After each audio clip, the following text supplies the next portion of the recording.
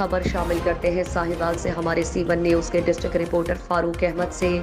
Sahiwal chamber of commerce के नायब सदर हाजी कैसर सरदार रामे ने कहा है कि पंजाब फूड अथॉरिटी पर हफ्साने सेहत की जिम्मेदारी है और वो इस जिम्मेदारी को एहसन तरीके से सर अंजाम दे।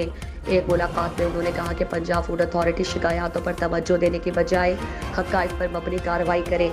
उन्होंने कहा कि मिलावट करने वाले और लोगों की सेहत के साथ खेलने वालों के साथ आहनी हाथों से निपटा जाएगा।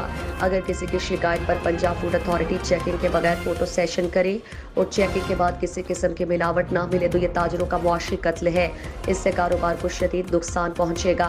उन्होंने पंजाब फूड से मुतालबा किया कि ताजरों को हिरासा करने की बजाय मिलावट और जालसाजी करने वाले अनासिर के खिलाफ कार्रवाई करें। मजीद जानते हैं इस रिपोर्ट में। जी बिस्मिल्लाहिर्रहमानिर्रहीम।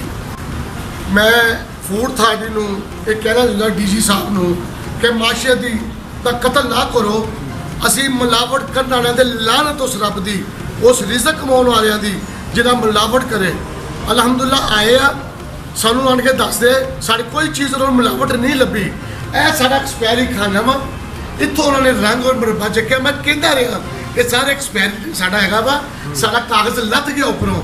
यह बिल्कुल है जे साड़ी कोई खूरा कि पानी खड़ा मरम्मत होने वाली सी तो सानू वार्निंग दिंदे।